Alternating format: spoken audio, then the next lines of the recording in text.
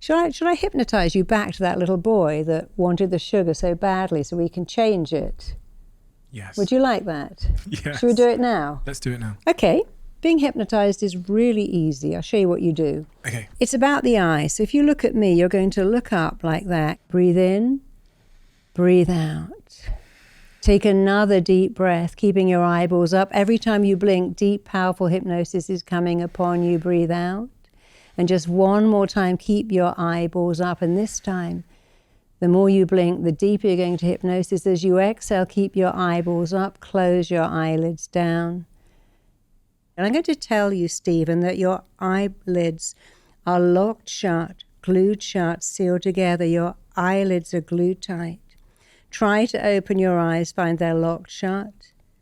Go deeper. Try to open your eyes, find they are glued tight. Go deeper. And one more time, try to open your eyes, find they are fused together. Go deeper, deeper, deeper. Your mind, Stephen, knows exactly what chocolate and children's sweets represent to you. I'm going to count backwards from 5 to 1. Your brilliant mind is going to take you right back easily, powerfully to a scene that is all to do with why, as an adult, you keep going back to sugar. The minute you get that information, it's going to be such a game changer. And of course, you can't relive anything. It's not possible. You can only review. You can't relive being that little boy, but you can review it. And any scene you go back to, even if it's sad, you're going to look at it with fascination, with insight, with innate understanding of how those scenes then shaped you today. So let's go. So you're about 7. Describe what's happening in this scene. I'm sat on a grass hill. Mm-hmm. I have these boring sandwiches in my lunchbox. I want you to, it's very important to feel the feeling. You're doing fantastic. I want you to say, I'm looking at my lunchbox. I'm 7 years old and I feel so disappointed. I'm looking at my lunchbox. I'm 7 years old and I feel so disappointed. Is there anything you can do to change the lunchbox? No. I could steal some money from somewhere to buy the things I want, or I could swap or steal some other food or something. How else is that little kid feeling? Buying sugar or getting it makes me feel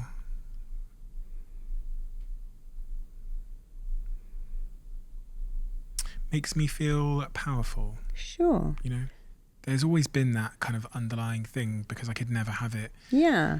As an adult, it's kind of like an expression of like my new autonomy. Yeah, like, you know, of course. I can have whatever I want. Yeah. So now I want you to go back to the little kid sitting on the grassy bank with a disappointing lunchbox. I want you to say to me, that's not me anymore, because you need to tell me exactly why. Justify and tell me why that's not you.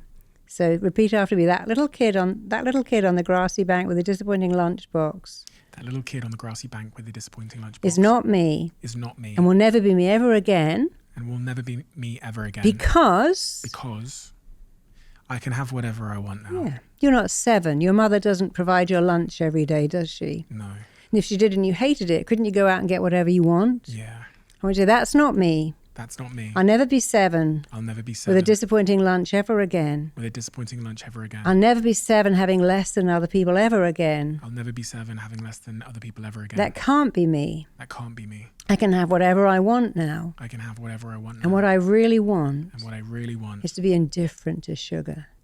Is to be indifferent to sugar. And I want you to think of the words that little kid needed to hear. You know better than me that when you were 7, 8, 9, 10, what you most needed to hear, what you most needed to feel, that you were the same, that you were equal, that you had everything others had.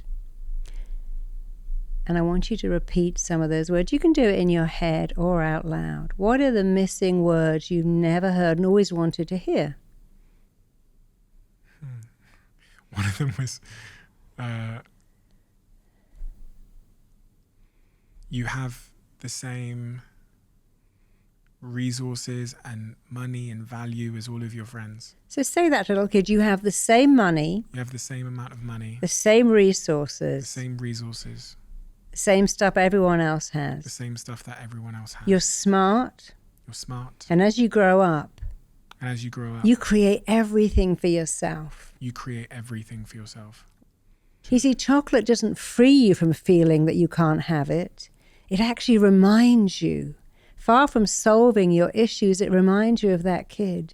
It pulls you right back. It doesn't set you free. It pulls you back to that memory of that kid who could never have it. I don't need to remember that anymore. I don't need to remember that anymore. Because that isn't me. Because that isn't me. And that will never be me. And that will never be me. I can eat sugar every day for the rest of my long, gorgeous life. I can eat sugar every day for the rest of my long, gorgeous life. But what I really require is complete and utter indifference. Playing this recording so my voice goes with you, stays with you until soon. You don't even need this recording. It's wired in, fired in, coded into you. It's who you are, not what you do. And it makes you feel amazing. So knowing it, feeling it, believing it, being it, becoming it, just slowly, calmly, easily, just open your eyes. Come back into the room. How do you feel? Wow, I forgot where I was. At least I thought I was somewhere else. That's a great thing about hypnosis. You know, you forget where you are. The critical factor shuts down. Some things only happen in hypnosis. The critical factor shuts down. It accepts things it can't accept consciously. What is going on there? What is going on there? Well, your conscious mind is completely shut down. The subconscious that knows it, the subconscious is always switched on, is always on record, and it remembers everything. And your subconscious is accessing memories. But you're really getting the feeling, because the thing is, through therapy doesn't get the feeling. It says, we did this. You want to feel the feeling, to say, oh, I see. I'm trying to get the feeling, but I don't even need that feeling. I can be free now. Also, time. I looked at the time, and so much time has passed. But it seems like 5 minutes. Yeah, it feels like it was just a few minutes. That's how you know hypnosis is so powerful, because you lose all track of time. Time stops. But the subconscious mind, which is running the show, really takes over. Do you know what we'll do in this episode? This episode will take a couple of weeks to come out. So I'll do an insert about how I got on with I'd love that. my relationship with sugar. You must have so many case studies in your life of how hypnosis is just... So many people who did Dietless Life have said, I don't eat sugar. I didn't even know it could be... Someone said, I can't even have a cappuccino with a chocolate. And I have to say, oh, no, sorry. You got to take that off because I'm simply so indifferent to sugar. And then you start to taste how fake it is, how horrible it is, because your body actually... your body never says, hey, knock me out with sugar. The body hates it. It's the mind. Just like the mind might go for alcohol or drugs until you can get into the mind and say, it's easy to make a better choice because you've chosen it. One of my best friends in the world, I have like 6 best friends. One of my best friends in the world can't eat basically anything. He's in his mid-30s now. And for whatever reason, some psychological reason, he just can't, when we go to restaurants, he can't order anything. He never has. Yeah. Known him for 10 years. He basically only eats like a couple of things. And there's something going on where he thinks like, I don't know, the texture of other things. Yeah. So he basically eats like crackers, crisps, biscuits. I was in Dubai in February with a girl called Sarah who could only eat meat, couldn't eat anything else but meat. And I said, I can fix that in an hour. And I did. We went back to why. And now she eats everything, cake, pasta, because before she was in so much pain. And she did it, she straight away in one session, it was a game changer. I have many kids who say I can only eat cheese and white bread. But give him my number. I can change that in an hour. I'd love to. We've tried so many things over the years. You need to try the thing that works. Yeah. Proper hypnosis. It works all the time because that magic only happens when you get into that network of intelligence, can understand what's going on, when you can send different messages to the feeling mind. Because it's no good doing it logically. It's like saying to an alcoholic, now come on, have a lovely cup of tea. You don't need that alcohol. They look at you like you're mad, because logic can't defeat emotion, because his emotion about I can only eat crackers is so powerful. But you can find a better emotion. Where does that come from? What was going on? Like the emotion of that little Stephen saying, when I have the chocolate, I feel better. I feel more powerful. I feel the same as other people. And that was the driver. Now you can say, well, I don't need to do that. I'm already powerful and amazing and equal to all my friends. It took me to a place that I've not been before. I actually remembered things that I hadn't ever remembered What kind of things? The lunchbox thing. I'd never really remembered my lunchbox shame. That's a new thing which I uncovered from being sat on that hill during summer and just opening the lunchbox. It's just this horrible and the powerlessness. It's called learned helplessness and learned hopelessness. I can't accept this, but I can't change it. I don't like. There's nothing I can do about it. Because you don't want. It's not the scene. It's the feeling within the scene. That's what you did so beautifully. That kid who felt powerless, frustrated, disappointed, but could do nothing. I could steal. And of course, but that's okay. All kids do that, but that wasn't really the thing that gave you could do it, but that wasn't really your choice. You wanted to have the money that Ashley had to go into the shop. You wanted to have the parents to say, here's some money, go and buy yourself something lovely. But you didn't have that. But when you stole the stuff, you got the same feeling, but it was never really the same because you had the shame and the guilt and the blame attached to it. Now you can let all of that go. So interesting. I've never actually felt like that before. I remembered so many things and time just seemed to stand still. And I realized things about my relationship with food that have been maybe locked up in the back room somewhere that I didn't realize. So thank you for that. Really, really powerful. It's my first time ever doing anything with hypnosis. But also the shame about the messy room, where that comes from too. Yeah, the same feeling that you couldn't fix it, when of course you can. You can say, I love putting stuff away. It feels amazing. I wasn't sure whether I'm messy because it reminds me of home.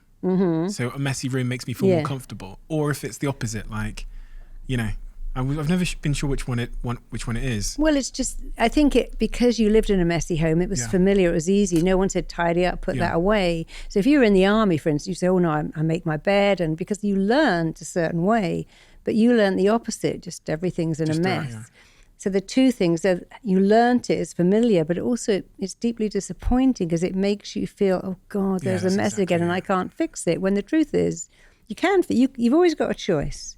The worst thing is I can't change it and I can't accept it. I can't change it. I can't accept it. I can't change a mess. I can't. Okay, I can accept this. Go, hey, I'm messy and I love it, like an artist. Or you can say, I can change it, but it's like I can't change it and I can't accept it. Accept it.